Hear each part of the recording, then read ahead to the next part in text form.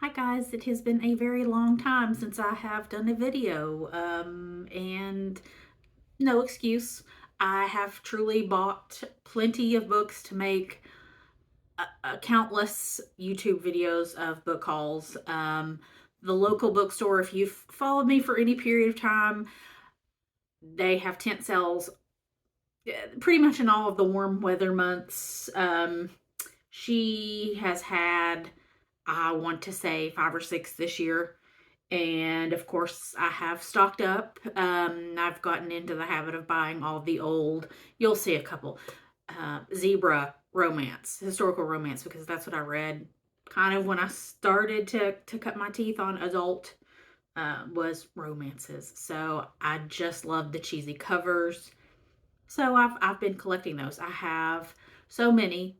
If anybody's interested, I know most people aren't interested in romance, but if you're interested, I can pull them out and do hauls after the fact, but there are a lot. But they were, fill a bag for $5, and then she cut it down to like two or three, and then there were sometimes she was just like, take them, take them. So she was clearing out space in her store to make a $1 room. That's not any rabbit hole that I have gone down yet, but it will happen. I'm going with a friend this Saturday to the great McKay's in Knoxville. If anybody is in the area, they know about McKay's, and we'll probably get into some trouble there. I'm not setting myself a limit because that's just setting myself up for failure. So I'm just not. But today, in a sense, it may be like a book haul because you've not seen most, if any, of these. But it's Garbaugust. I feel like the tent sales have led up to Garbaugust. It's been like meant to be. Some of these I did get a couple weeks ago. My husband took me on my birthday to the used bookstore and was like, just get whatever you want. So I have some pretty spectacular Garbaugust possibilities. There's no way I'm going to read all these. It's just not, because I have, according to my Goodreads, I have 15 books going right now. 15. That's where my brain is. So I have no order to these. They're ugly. They're trashy. They're all of the descriptors. So I have piles on both sides. I'll start with these. I have started 2 of these, so I'm not very far, maybe 20 pages in each, if that. But I have the first one. This one isn't really Garbaugust. If you consider like historical romances Garbaugust, then yes. So we have Dulcimer by Lee Elizabeth. This one takes place in the Smoky Mountains, which I grew up in East Tennessee, so this holds a place in my heart. And then Runabout by Pamela Morrissey. It's this amazing shimmery cover with the step back, and the runabout is the car.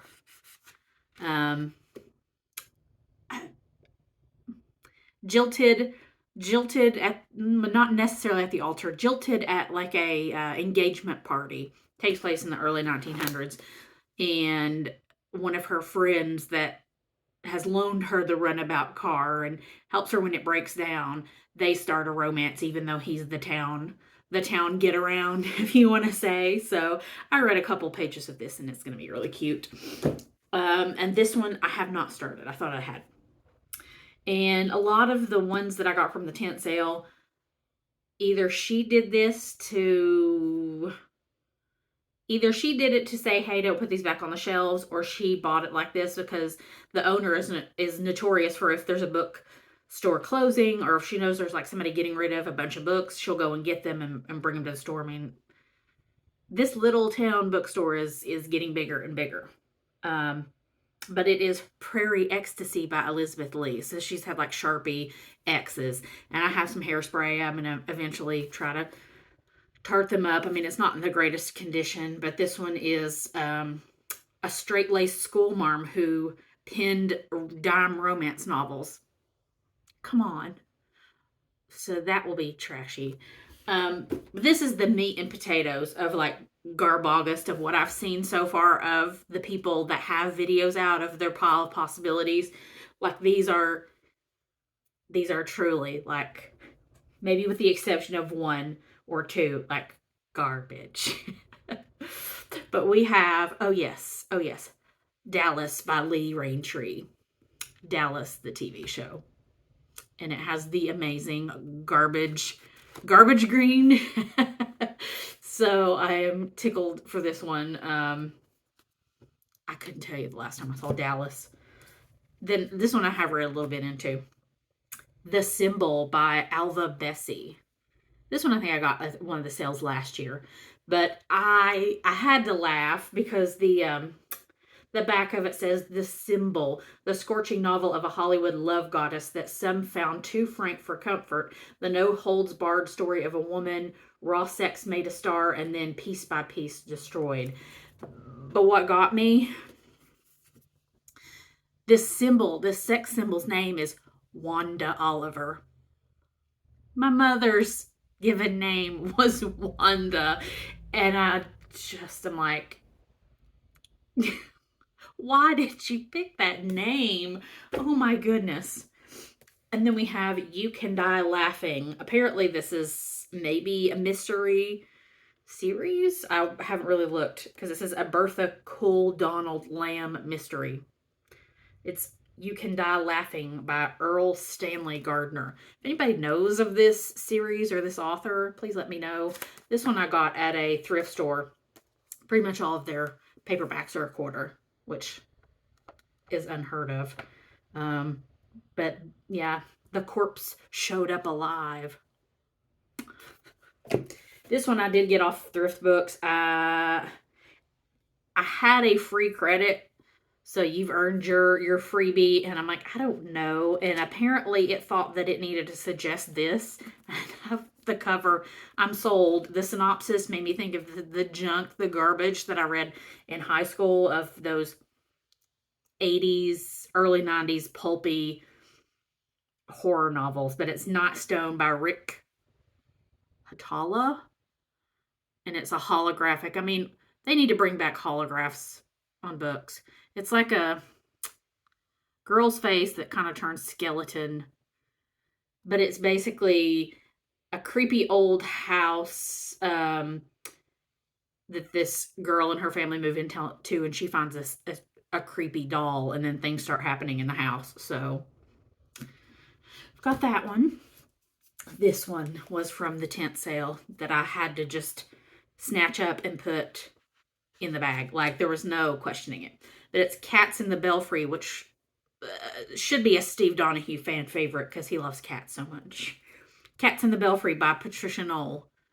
It is a Harlequin romance. I mean, I just couldn't. That cover is everything.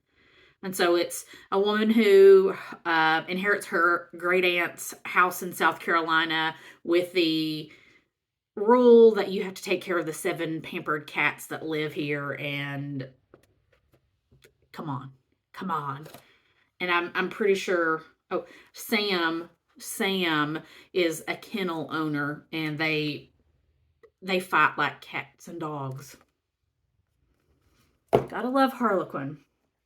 Then we have, this one was another excellent cover that got thrown in the bag. It's also a Harlequin. It is The Mermaid Wife. And it is a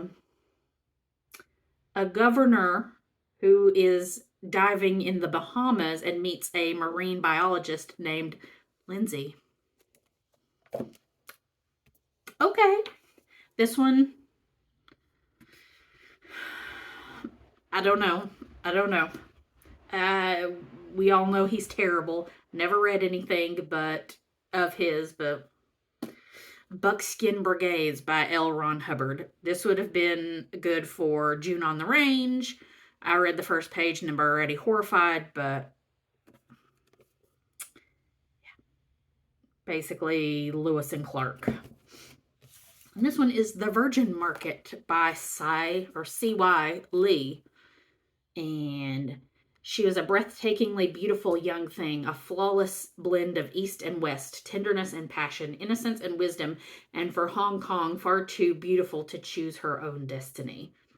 So it was another quarter find at the thrift store. Apparently this author wrote Flower Drum Song, which was the movie. Oh, I can't think of her name. She was in one of my favorite movies. My brain is drawing a blank, even though it's my favorite movie. Of The World of Susie Wong. I love The World of Susie Wong. This one is a fun story. Is last summer, I believe it was last summer, I was at the good used bookstore with my husband and was floating around in the bargain section because at McKay's they have in kind of each area the bargain books for like that particular category. So it was the anywhere between 5 cents to $1. And I always like digging there because you find a lot of like garbage. But this was in there, and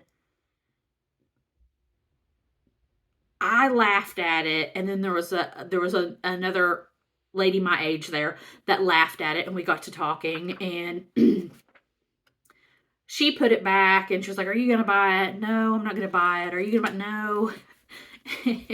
And come to find out, she has an Instagram. She doesn't have a YouTube channel. She has an Instagram. She does a lot of book content. So I followed her. It was like, hey, this is really cool.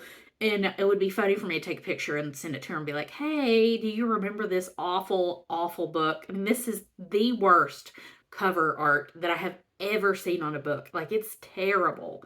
It is Fiona Walker's Snap Happy. That is the worst. There's the turtle. The worst, like, hand-drawn, no shade to the person that drew it. I mean, I know you did your best, but I'm pretty sure it takes place in London. So it was that, back in the early 2000s, the whole London chick lit phase. That's what this is, and it's Juno decides on a night of wild passion, but seducing her new flatmate might mean more trouble than a stubborn heckler.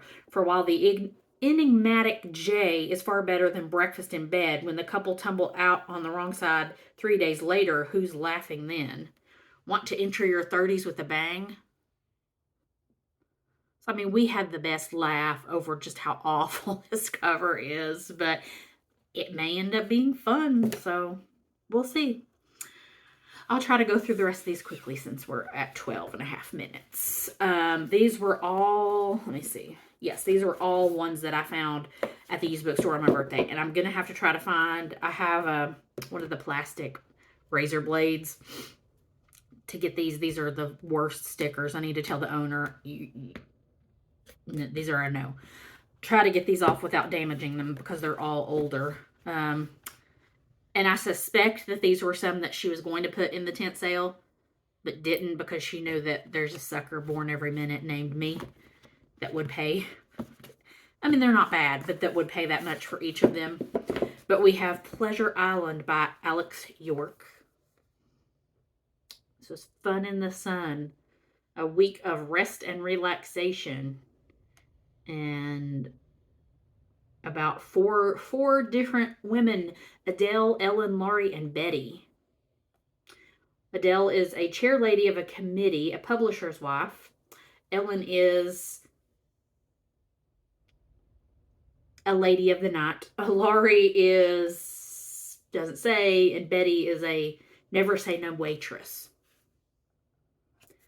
And we have Debbie by Paul Daniels. And Debbie is a model in New York who is trying to be bed by a father and 2 sons. This one purely for the cat. Duet by Laura Duchamp. I don't know. The Southern says Duchamp. This one is a girl who it's just, I'm not even gonna try. I can't be polite about what it is. Wake Up with a Stranger. This one is the three men of Donna Buchanan's life. I'll try to take a peek. Judith Triumphant by Lana Preston.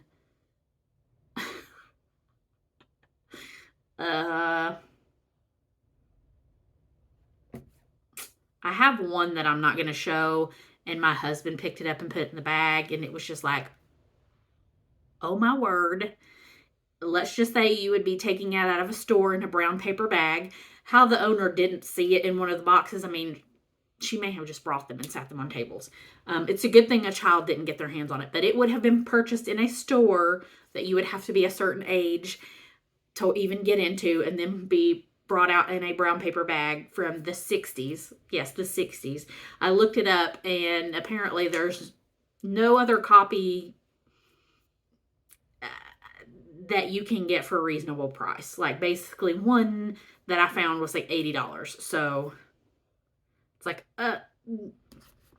it won't see the light of day on this channel, but it is side-splittingly horrific. Like, just nobody writes things of that nature unless it's for an intended purpose. So it makes 50 Shades of Grey look like 50 Shades of Nay. We have The Expected Nymph by Hank Jansen. This one is a mystery thriller by apparently England's outstanding mystery writer. So Hank Jansen is given an interview giving an assignment to interview a retired gangster. And apparently he goes swimming with a beautiful international stripper. There's no plot lines, I swear. Then we have Notorious by Day Keene. Apparently the main character is named Marva, and Marva is apparently luscious. And apparently, and apparently there's a postmistress named Hannah Mary who is making her merry about the town. We have Strange Lovers by Dan Bartel. Can a mature but still seductive woman win, hold, and satisfy a younger man? Can a man of 50, however strong, win, hold, and satisfy a pretty young girl? See, I tried to get the sticker off of this one, but it didn't work. And the last, not least, I feel like you should come and look at my bookshelves in my basement to see the endless Garbaugust that could be had. Like, just come to my house. Okay, this is the last one. And no, I did not just buy it. This has been waiting. Tacky, taboo, too soon? Let me know. But this I got at a tent sale within the past 2 years. It was not this year. I picked it up. I snickered, and I said to my husband, should I get this? And he kind of was like, do what you want to do. Like, I already know you're going to get it, so get it. I had it in a trunk in my spare bedroom that is not for any purpose that a trunk normally would be, for like linens and you know, maybe winter sweaters. No, in this house it's for books. So this was in the trunk. And boy, did I remember it was in that trunk, and went and dug it out, and I thought, now is the time. Again, too soon, tacky, perhaps, but it is Free to Love by Ivana Trump. The poor lady that is buried on a golf course with all sorts of shady, we won't go into it, but it is a novel. It is fiction. It is trashy beyond trashy. A romantic winter retreat, Manhattan and Palm Beach, French Riviera. Basically, Katrinka thrived on glamour and excitement of her fast-paced world, but happiness was complete. Her happiness was complete until her husband. I'm like, you have to have written this, we know, with a ghostwriter, but you have had to have written this with some truth sprinkled in. So we'll see. It's about 500 pages, but it's not terrible print. So if you want to say that I'm tacky and crass, you obviously haven't met me. But that's the pile of stacks of possibilities for this month. And that's not all. I couldn't cram everything in because this house is a wonderland of the books no one wanted that I was enamored with that they're just fantastic. But that's it. I'll try not to be a stranger. Um, I mean, things are normal. I mean, nothing too exciting. Just getting fatter and sassier. So, if you have read any of these, let me know. I know they're pretty random, but I have thoroughly enjoyed seeing everybody else's Garbaugust. I'm embarrassed to say that I had almost forgotten until Steve Donahue said something about it, but I am thrilled to finally dig into the bags and bags and bags of books that I have bought at these tent sales that we know why they were fill a bag for $2, but it's great. But let me know how you're doing. Like I said, everything's the same here. So I will try not to be a stranger, maybe do some check-ins, tags, something maybe not related to book hauls per se, maybe some vloggy chatty if you want me to be chatty about my reads. I'm not a good reviewer of books, but I'll chit chat about them. So let me know. But I will talk to you guys later. See ya.